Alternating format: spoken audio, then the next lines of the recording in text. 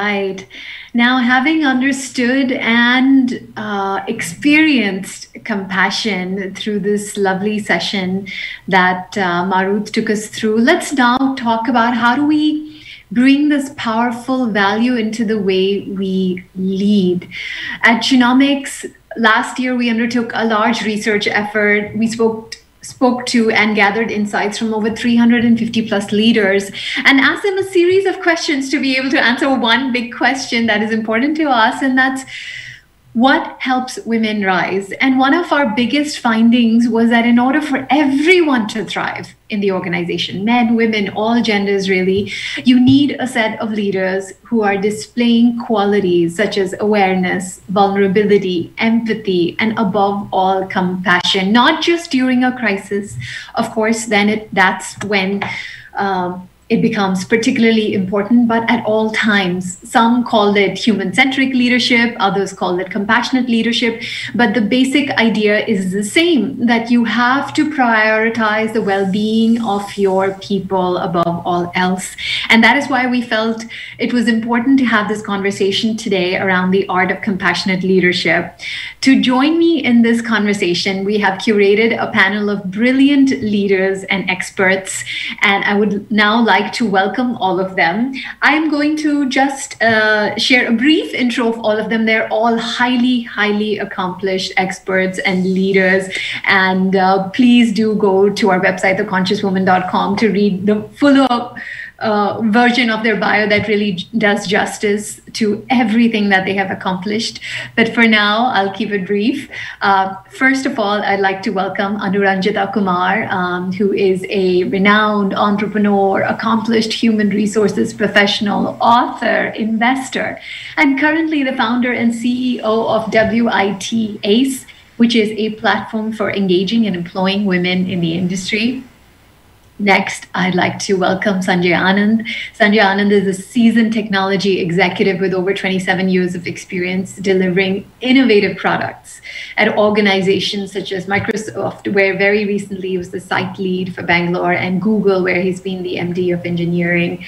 Reena Dayal Yadav, who is also, in addition to being a mindfulness practitioner, is a technology leader and an innovation management expert, also an author, and is currently the CEO of Ben Zeitan Advisors.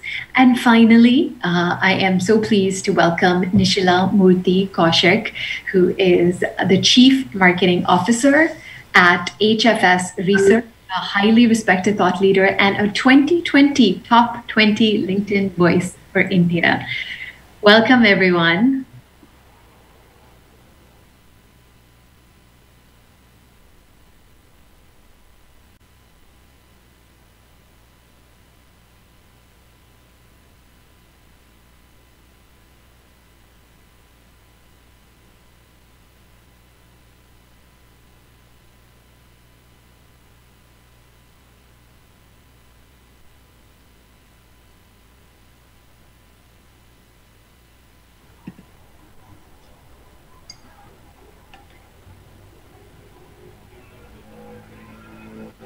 Glad to have you all with us today. Again, welcome to all of you for this very important conversation that we're going to delve into next. Just as we begin, I do have a question for the audience, so we'll put up that poll and have the responses coming in. My question to all of you who have joined us for this panel discussion is, how many of you feel, and this is a quick yes or no, that your team is currently being led by a compassionate leader? Do you believe at this point of time your team is being led by a compassionate leader? Quick yes or no, and then we'll look at the results in a moment. But let's dig into our conversation for now. So compassion is, just as Maruth elaborated on to quite a great extent, is really having a genuine concern for the well-being of others.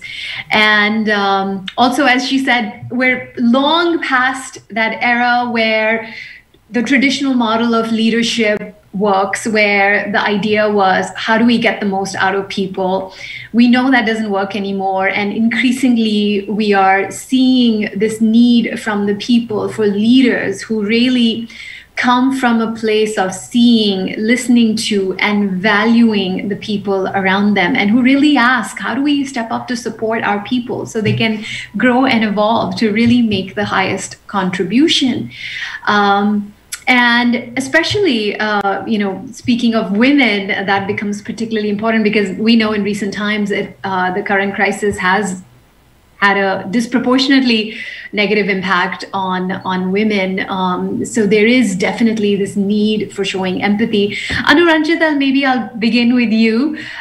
Since you come from years of experience as being an HR leader, are you seeing this shift towards compassionate leadership in organizations?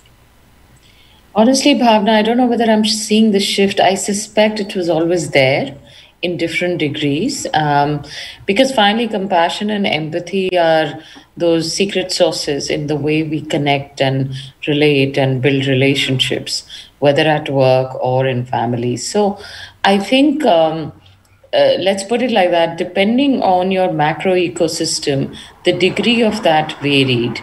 And lately, because of COVID and what's gone on, and the whole way the world has embraced the uncertainty, the need for compassion and empathy has exponentially increased. So, just as an example, look at this summit, we're doing it virtually, right? Most of us work virtually. And for me as a leader, very often, obviously there are these beautiful Zoom calls where we try and connect with each other. And we're desperately trying to figure out the right way of how that empathy and compassion plays out virtually. And given the times that it is needed much more of, sometimes I actually, as a leader, let me be candid, I struggle with it. Not because I don't want to do it, but I sometimes don't know how to do it. Sometimes when I have to ask people to switch on their videos, it almost takes me 10 or 15 minutes to have everybody with their combed hair and looking decent, looking through their video screens at me. So compassion and empathy is a two-way street. And that's what I'd like to re-emphasize. There is the leader, which is, which I think for the leaders, it's paramount. And then there is the rest of us who kind of work with the leader. And it's a two-way street. In giving compassion and empathy, you're also seeking compassion and empathy for what you're facing. And it is this compassion and empathy which will create those bridges of relationship and hopefully help us tide any storm that we are faced with. So it's absolutely critical. Absolutely. And the results of our poll are in. So 74% of people feel they are currently being led by a compassionate leader. So that's definitely very encouraging. I'd love to turn to Sanjay next. One of the things that Maruth really powerfully brought out was this idea of wise compassion, that compassion is not just about being soft on people. It's not just about forgetting all other goals and objectives, but it's also marrying that compassion with wisdom and having an understanding of what is right, what are the other goals that we also have to balance. So how do we balance this need to take care of our people, but also keep our business goals and objectives in mind? And that's really what wise compassion is. So I'd love to hear from you, Sanjay, how you have been doing that at a practical level, because you come from the world of technology. And in the recent years, we've seen the technology world is just abuzz with so many opportunities, and there is this frenzy to seize upon this opportunity. So on one hand, there is this drive to work, but on the other hand, you're dealing with a workforce that may be emotionally or physically depleted. How have you struck that balance? Yeah, great question, Bhavna. I think one of the things that I've learned over the years is there's no single tool for all scenarios, right? So, you are leading an organization of distinct individuals, right? That's the whole idea of building a diverse team. They come from a variety of backgrounds, and the dimensions along which we think of diversity is way broader than, you know, the ones we can name, you know, off of the fingers of our. So the idea of a leader who is compassionate, in my opinion, is somebody who genuinely internalizes that, you know, my team is composed of this inherent diversity that comes, and then celebrate that diversity by exhibiting inclusive behaviors, right? And one of those inclusive behaviors is around understanding that at various life stages, for various types of people, for various generations, it's a different answer. So a person who's new to the company might be used to the college atmosphere and hence, you know, working day and night and the other, but we all know that, you know, that runs out of steam, and God knows during the pandemic, the issue of mental health, especially in that demographic, has come to the fore. So a leader has to understand, you know, a lot of that. In our organization, in the technology sector, it's a knowledge economy, right? And it's a knowledge sector. The whole idea is creativity and innovation. It's not about volume of work. It's about, you know, the sparks, right? So how do you enable people to understand that the more rested and calm your mind is, the better your ideas are going to be. The more rested and calm you are, the better you're going to listen and hence collaborate, and so build on the things that others are producing around you, and in turn, you know, help them become better at their jobs. And then you get into the manager cadre.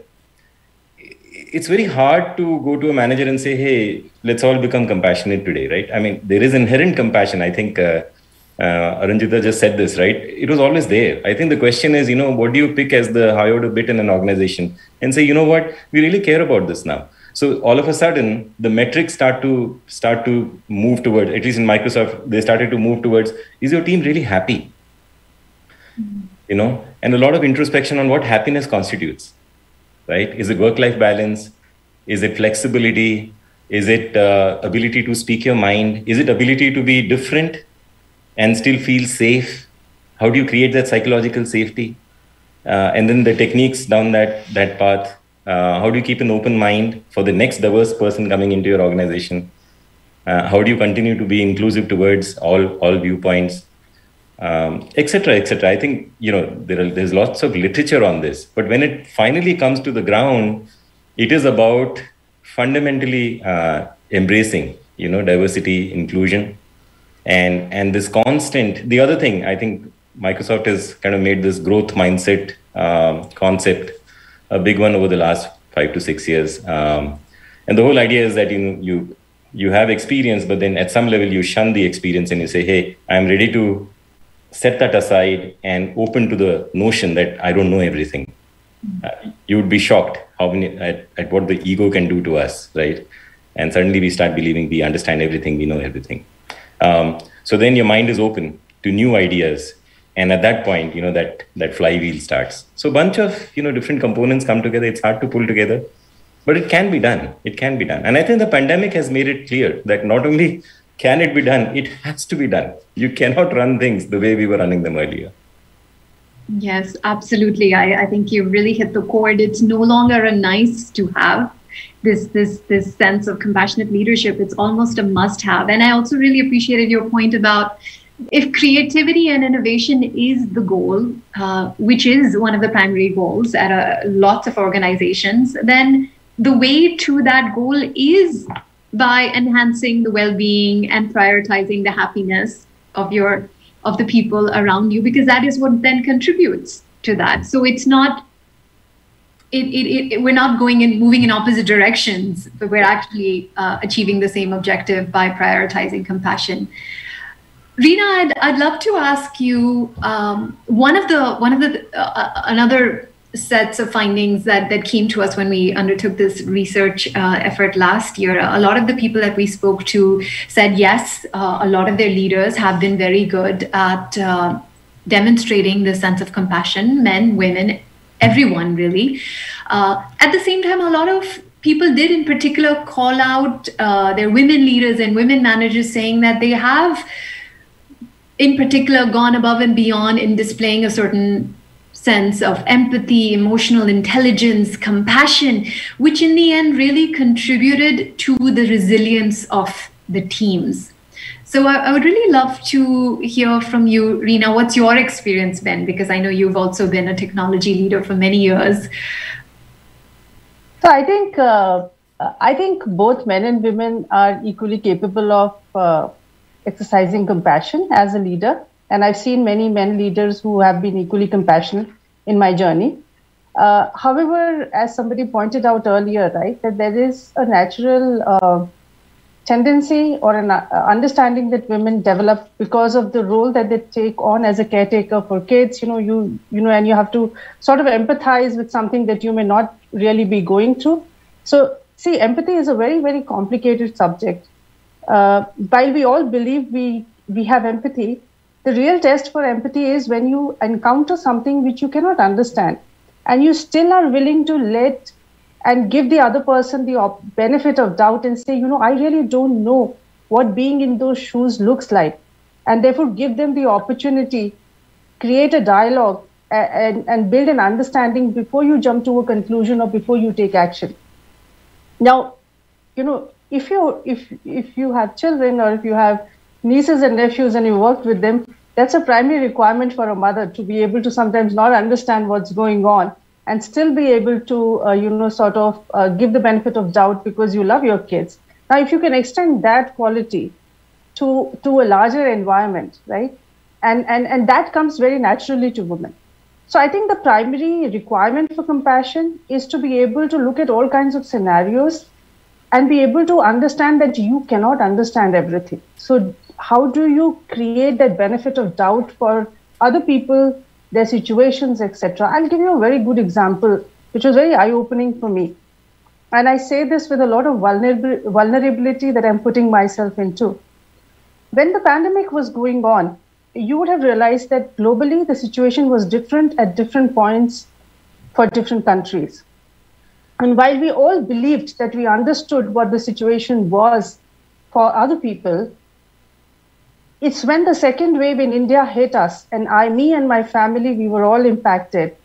For the first time, I realized that I did not really understand what US was going through last year, towards the end of the year. I told myself I understood. I believed I was a very compassionate leader, and I was a very compassionate colleague to everybody that I was working with.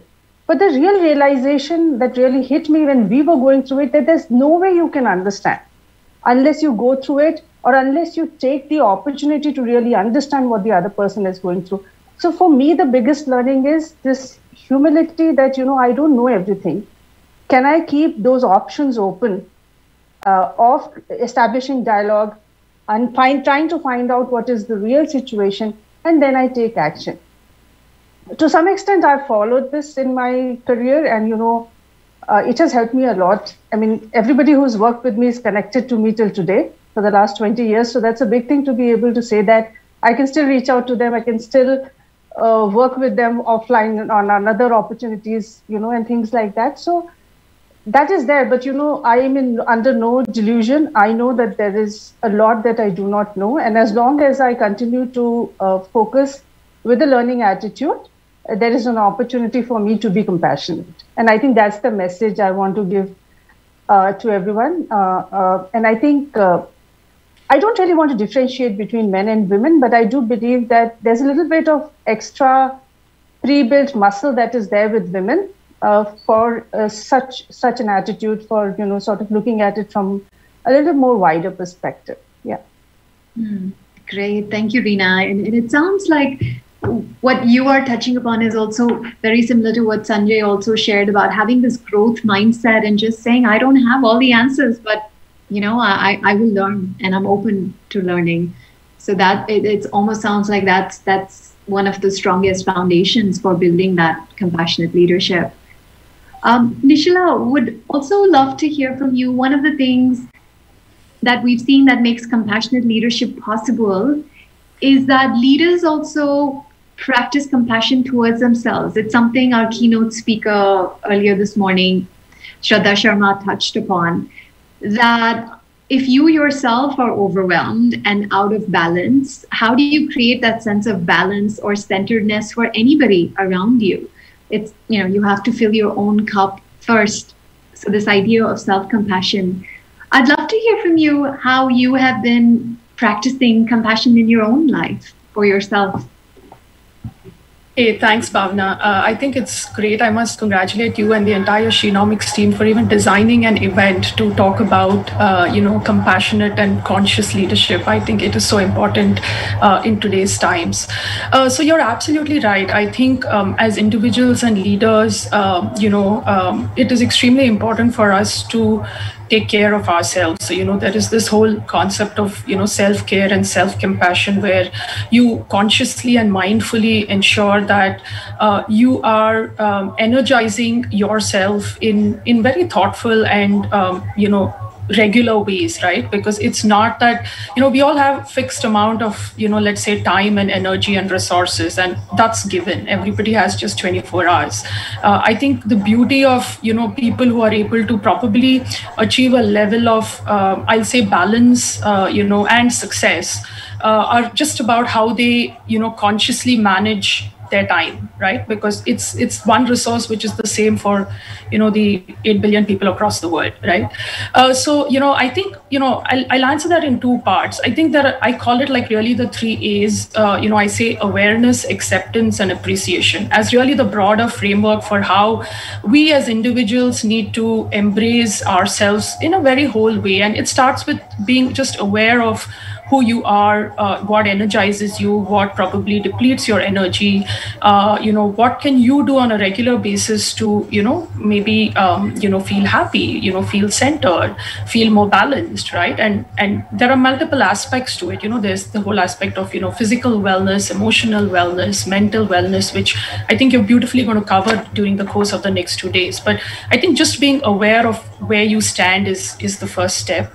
A second is, consciously accepting yourself for what you are. And I think many people struggle with that, right? Because, there are many reasons for that. It could be childhood experiences. It could just be the environment you're part of, the relationships you're part of, that, you struggle with accepting yourself because you're in an environment which probably doesn't completely, accept you for what you are. So there's always a gap saying, hey, can I accept myself for what I am?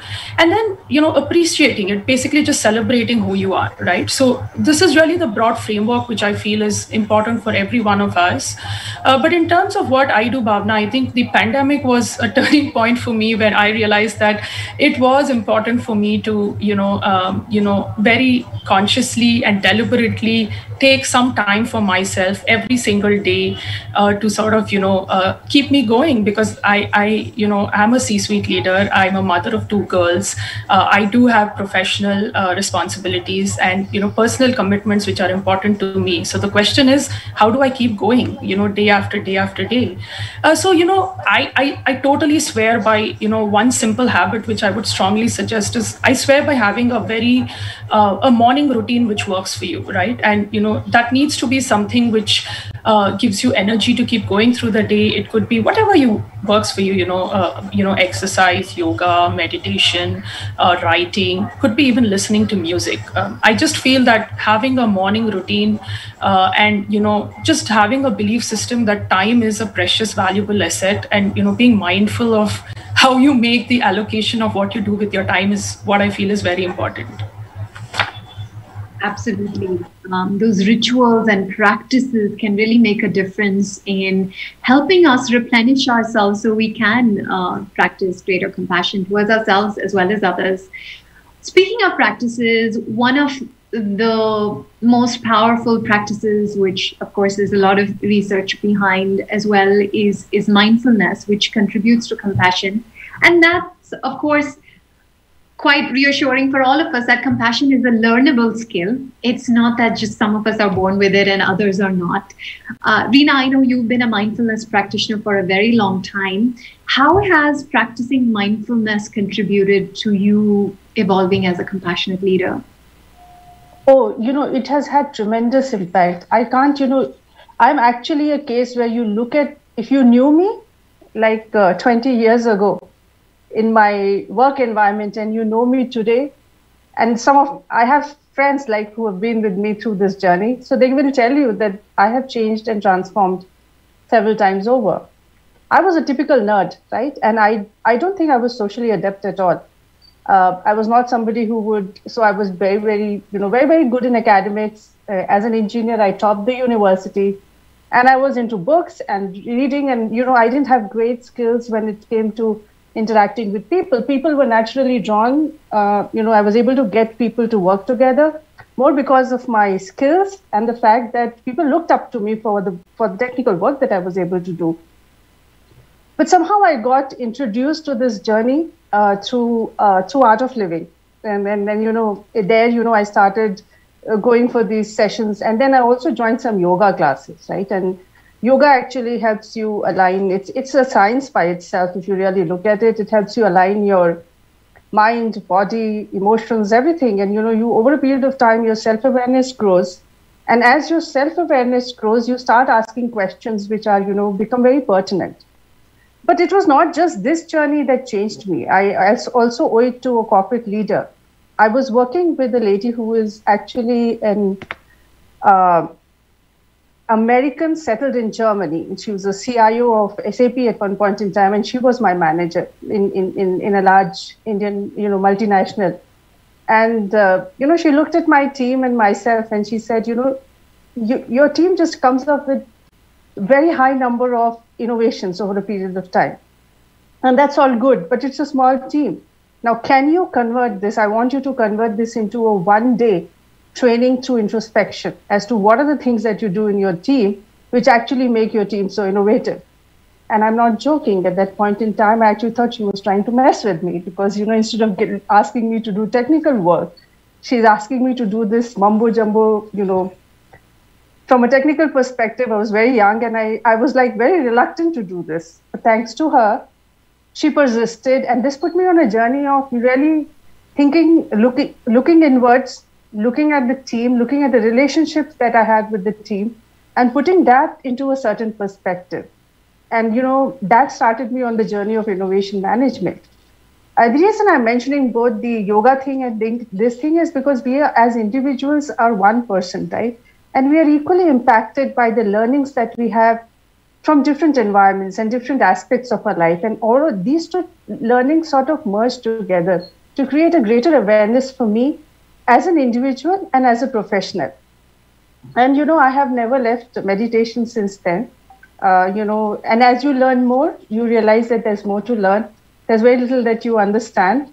And compassion comes out naturally. When you realize that people are going through so much and you may not understand all of it, you go through your own journey, and everybody's journey is full of all kinds of situations. So, experience and sticking with mindfulness has definitely helped me. Another big aspect of mindfulness is that if you know how you can be present in the present and focus on what your objectives are and really focus, your productivity takes a leap. It's a manifold leap. And you can actually create time for doing things which you thought was never possible in your schedule. And that's very powerful. And I actually do it partly for this reason, because I do multiple things. Apart from my Benziton advisors role, I've also set up a not-for-profit for accelerating the quantum computing ecosystem in India. And trying to run two startups at the same time, managing my home and doing several things, I can do it only because of these practices and the energy that I get out of it, the productivity gain that I get out of it. That's wonderful. I'm really glad to hear you validate and vouch for the power of mindfulness to create such a transformation in many practical ways. So thanks for sharing, Reena. Sure. So given that, we're all saying this is a must-have, it's not just a nice-to-have, how do we make this the new norm? So it's not just a conversation that we're having today, this morning, this just becomes everyday conversation for everyone. Anuranjita, what would your recommendation or suggestion be in terms of how do we embed this into organizational culture so that this type of leadership is really the new norm? Yeah. So Bhavna, I like the way I think other panelists have alluded to their experiences. And Nishla talked about the 3 A's. And just building on that, I think one of the prime examples that comes to me is when we are faced with tougher situations. So rather than being upset about it, practicing forgiveness. So to me, compassion is also equal to forgiveness. All of us are fighting a battle daily.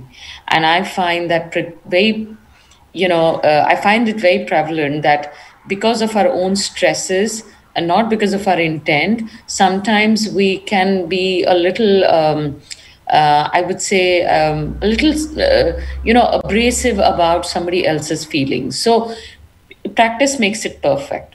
Just simple stuff like starting with the premise that this person is fighting another battle and let me understand what's going on before I react can actually give a sense of calm to an agitated leader or to the person who you're dealing with. So I think forgiveness is a big one, especially when you're faced with tough situation. The other is simple kindness. I think a lot has been spoken about that already. And kindness for me is just about, if I can say it in a very simple word, just being nice to somebody. I remember I used to work with a leader in London, and every time I walked away from his room, I had this really good sense about myself. And I kept saying, look, what is it that he's doing that makes me feel so positive? And all he was doing is talking about the value creation that I was bringing to his business. So, how do you make somebody enjoy that feeling of feeling good about themselves? And I think that's a huge high. And trust me, I've kind of tried this with my team in a very authentic way, not in a inauthentic way. And it works because who doesn't like to feel that they are being valued and they are creating value? So to me, kindness kind of reflects through that. And the last thing, which I think I kind of already alluded to, is authenticity. I think when we talk about compassion, forgiveness, kindness, authenticity go together. Any effort in compassion, which is kind of put on or not, it doesn't land in a way that it is authentic, can actually be a huge bummer. So I think just being honest about what you feel, who you are, is important. I think what Reena talked about, vulnerability, is very important to me because very often that reflects authenticity. As a leader, I don't have all the answers. Gone are the days where you had those army generals and you have leaders who are always leading from the front. It's okay sometimes as a leader to say, I don't know how to go about it. And could you all help me devise a solution? I've usually found that generates a different level of team compassion or a group compassion for each other. And it also aligns to a common purpose that we are all trying to achieve as a team. So for me, those 3 or 4 things have really worked well as a leader. And again, drawing on my example as an entrepreneur, after 25 years of experience, I was extremely nervous, unlike Bhavna, who's been a successful entrepreneur for a long time. I was truly nervous about, how this is going to play out, leaving the safe havens of a corporate job, getting paid whether I worked or I didn't work in my day job. It was an intimidating, feeling. So I was kind of torn between trying to create a legacy, doing something new versus leaving a very secure zone. So the whole risk-taking ability for me was there, but I was kind of little torn. And when we kind of came together as partners and I spoke about it, it was a little risky because as somebody who's leading the venture is talking about how torn she is. But at the same time, if I wasn't honest about it, it wouldn't have got that group compassion amongst the team members that I had put together. When I talked about it, so did they. And I was seen as a bit human. It was an inflated expectation. I was seen as human. They talked about their insecurities. I talked about mine. And the kind of camaraderie it built for us was huge. As a result, the founding team, even after 18 months, is fully together. So I think the acts of simple forgiveness, kindness, being authentic will translate into a good, compassionate leader, into a good, compassionate team, which finally yields the right outcome for all of us. Yes, absolutely. Those are all really powerful values. Thank you for sharing, Anuranjita. Sanjaya, I'd love to hear from you if there are any as a compassionate leader yourself, if there are any practices that you have found really contribute the most to creating that kind of environment. So for someone who's looking for actionable tips and tomorrow wants to go into the workplace, of course, still virtually, but start doing one thing differently that creates this compassionate environment, what would that be? What have you found has really made a difference for you? Yeah, I think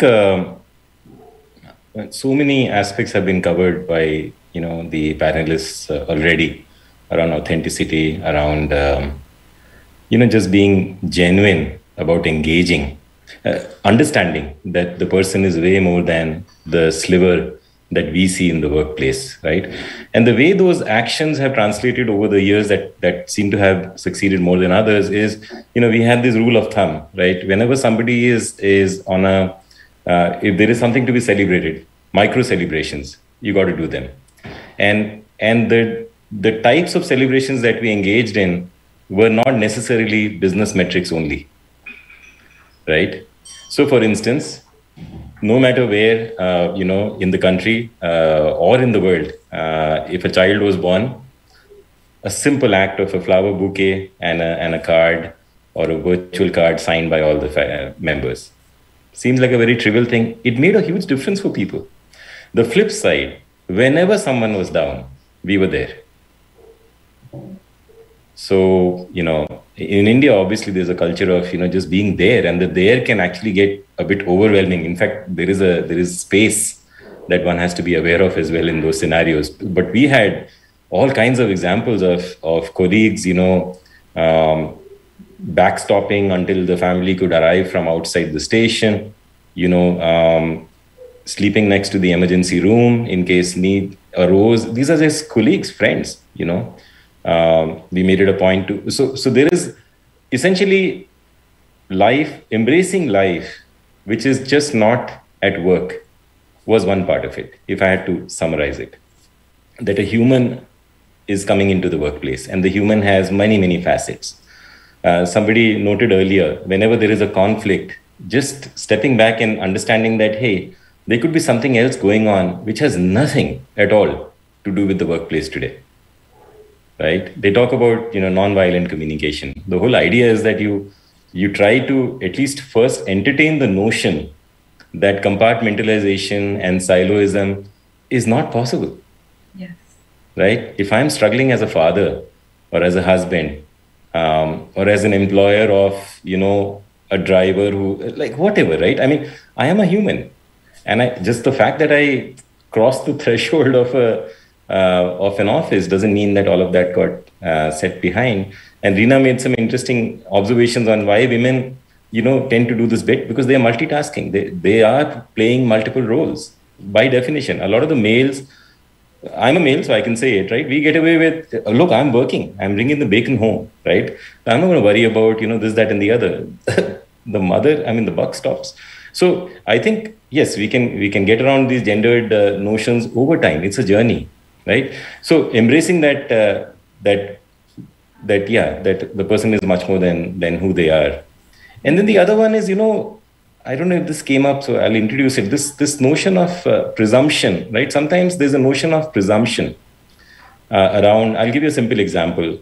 Oh, you're about to have a child, so clearly, we're going to reduce your workload. Maybe you can't travel. That's presumptuous. That's the person's choice. Right? In some ways, that's not exhibiting compassion. Yes. We learned this the hard way. The way a leader's action lands on an employee is a function of the employee. And being able to have listening and awareness to see how it's landing is super important. Because no two expecting mothers are also the same individuals, by the way. They make choices and we have to respect it. It's basically, we are ready to meet you. As a manager, I'm ready to meet my employee where the employee wants me to meet them. Not what I deem as my standard of compassion. Yes. I could go on and on, but you get the idea, I think. Yeah. Great. Thank you so much. We will move into Q&A next from the audience, but I know Anuranjita has a hard stop. So Anuranjita, thank you so much for joining us. The rest of us will continue, but thank you so much for spending time with us today and sharing your insights. Thank you. And it's been a privilege to be part of the panel. Thank you to the panelists as well. Thank you, Bhavna. Bye-bye. All right. So let's take a few questions. We have several questions from the audience, and a lot of appreciation also, I must add, for everything that many of you have shared already. The transformation, Reena, you spoke of, the 3 A's that you spoke of, Nishala, Sanjay, the ideas that you've been sharing. So let's take one of these questions, which is from... let's see, Sai Kotai. The question is, vulnerability and authenticity is spoken of as attributes that create trust, but at times they can also be misunderstood and exploited. So how do you protect yourself when you're reaching out to others? In other words, yes, you want to practice compassion, but how do you make sure your compassion doesn't have you taken advantage of? So who would like to take that up?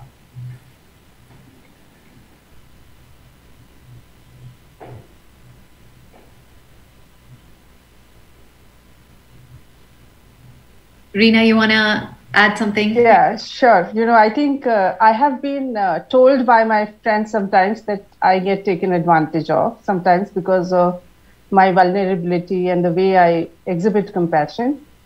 But I think the trade-off is, and it's not just that as a leader, if you show compassion, you get taken advantage of.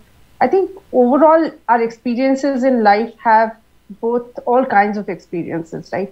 And there is somebody who's a manipulative person, let's say, and then wants to leverage something, they will do it anyways. They will find some other way to do it. Largely, what I found is that as long as we are focusing on the positive intent, and the intent is clear, and the vulnerability is, that you are demonstrating is to make it easy for people to understand why you are coming, where you're coming from, and what is it that your intent is.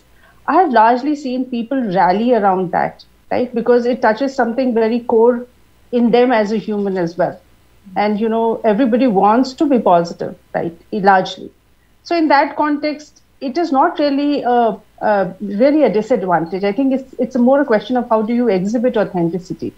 If you are focused on your intentions and you know what your intentions are, most importantly, and you know what is it that you're rallying for, like what is your purpose? Are you standing behind your purpose? And then you're helping the team, move forward in the right direction. And they see value out of this whole initiative. It's not just that you're benefiting and there is a win-win getting created for everyone. People ultimately realize that there is more positive to it, and they treat your vulnerability as a gift rather than as something to be exploited, right? So I think that's what I would say. I'm sure others should add to it, because this is a very specific, thing that I'm talking about from one experience perspective. Maybe Sanjay should speak about it as well. I think you covered it. I think the positive intent is the key for me, right? If in your heart, as a leader or as a recipient of compassion, both sides, if the intention is positive, which is, I'm just engaging in this because I want net win at the end of this, then yeah, for every 20 successes, there may be one that goes awry, and that's a life lesson, and whichever aspect of that as a learning you can take away. It's like life, it's not very different from how we show up as family members, right? As fathers, and God knows we have manipulated our parents and this, that, and the other. Manipulation not in the nasty sense, right? But there is manipulation in every relationship, and over time you develop strategies, right? And it's no different at the workplace. Yeah, you develop strategies, and I would say embrace the learning. I know it's hard to say. It's very fashionable these days to say every setback is a learning. I understand it's hard. But think about it, right? if you don't learn the lesson from it, then it keeps repeating. So, so it's better if you just encounter it maybe and it repeats with escalation, right? So the first time you you neglect to learn a lesson, it was actually a little jab. Second time it's a gash. Third time it's a, etc. Right? So if we can have that kind of an attitude that, hey, wow, fascinating. I learned something about myself this time. I can get really, manipulated when I'm in this particular zone. And next time you'll know what to do with it. Great. Thank you, Sanjay. All right, we have another question. Nishla, I think this might be a good question for you, because I know you do speak a lot about motherhood and the challenges around that. The question is, this is from Rajat Rashmi, why do women look pitiful or guilty almost when they talk about their commitment to children? It is almost like we are making an excuse, but we are not. So how can companies incorporate more compassion towards women's most natural role? Yeah, it's a great question, and I think there are two sides to it, right? One is, the woman or the mother's perspective, and I think no two women are the same, right? So everyone has a different belief system or value system and outlook to life in terms of what they feel guilty for, or what they believe is their primary responsibility and secondary responsibility, right? So that's a little more personal in the context of how every woman goes through her own motherhood journey, right? And we've had like a high school reunion about, let's say, 15 years since we all passed out from school, and it was interesting to see that there was absolutely no correlation with either ambition or academic performance to where women stood 15 years later in their career, because when a woman holds the baby in her arm, even she doesn't know how she's going to feel about what she'd want next in her life, right? So it's very, very personal. I know women who aspired to be CEOs, but the minute they had their baby, they just recalibrated their own ambitions and expectations of themselves. And then I know women who were rediscovered their true calling or potential when they became mothers, right? So my whole journey as a writer actually started when I became a mother. So I say that while I gave birth to my daughter, she gave birth to the writer in me. So I think we all have very, unique and very, very personal paths and journeys for how we approach motherhood and how we make choices and how we make peace with those choices, right? Because there is no right or wrong in some choices which everybody makes. It has nothing to do with a man or a woman, right? It's just what you believe is right for you when you're vulnerable, when you're in that crossroad, when you need to make a choice, which could be either a career choice or a life choice. But I'll shift the frame of reference to what organizations can do, right? I think, the two parts to it. The first is, as the leadership team, what is it that you as a company believe in terms of things like diversity and inclusion? What is the kind of policies and practices that you want to develop within the company, let's say in the context of women at work, right? That's a very boardroom leadership kind of conversation, which I believe is important for leaders to sit at the table and have, right? And I think, there's a very interesting, point which I heard from an interview with Michelle Obama, where she said, the people who are sitting in the table, it cannot be all men who are sitting and defining the policies and, the way an organization should deal with situations around gender diversity. Let's say if there is no representation of women in that group, because your reality might be very different from the reality of the woman who is in your organization, simply because you might just be operating at a different level of, let's say, financial standing, support systems, a different level of, existence, right? So, when you make those policies and decisions at an organization, it is important that that conversation is at the top and there is diversity at the table when you're making those decisions. But then also when you translate that idea into reality, I think think it's important to look at life stage of careers of women and look at their needs in different stages of those, right? So, if you're a mother, if you're married, you might have a different set of considerations. If you're a mother, you might have a different set of considerations. It's interesting that a very dear friend of mine was creating a leadership program for women, and he said, "Can I compartmentalize mothers in one category?" I said, "You can't do that. It depends whether you're a mother of one kid, two kids, or more than two kids, right? It depends on whether let's say in the context of India, it's a joint family, it's a nuclear family, right? Third is, it depends on which city you're living in. Are you in a tier 1 city, tier 2 city, tier 3 city? You're just operating reality is so different. So I think, it's important to, as organizations, understand that everybody is coming from a different reality, and you need to know the nuances of those variables for you to be very conscious in how you approach dealing with the situation on the ground. But I'll just to conclude, I'll leave with three points again. I think it's important to listen, right? Because that is listening shows that you care, and in my own career, I feel the leaders who taken the time to just actively listen to me, they always have a special place in my heart, right? Because I value the fact that they pressed pause on their time to listen to me, right? And I think that is the first and most important thing we all need to do as leaders, or if we are in a position of power or influence. The second one is show that you care, and I think that's a very, very important life skill. It is not enough if you care. It is important to show that you care, and like how you have love languages, there are languages to show that you care. I think you need to understand that it needs to be demonstrated in your behavior. The last thing I'll say is say thank you, right? And I'll end with this because I think it's powerful. So in last May, I did a gratitude ritual where I identified about 100 people in my life from when I was a kid to where I am today, who I feel have helped me in some way, shape, or form. I sent a personalized thank you note to all 100 of them, okay? And at least about 40 of them had tears in their eyes, and their simple point was, nobody has ever told me thank you in my life, okay? So the point I want to say is that, gratitude is powerful. It is sometimes we just never take that time to say to somebody. It could be a colleague, it could be your spouse, it could be your kid, it could be your boss, it could be your super boss, it could be whoever, right? If you feel they made a difference to you, I'd say just get into a habit of sending maybe 3 personal thank you messages every week for 2 months, and see what happens. Send it as a WhatsApp message. It could change your life or somebody's life. Yeah.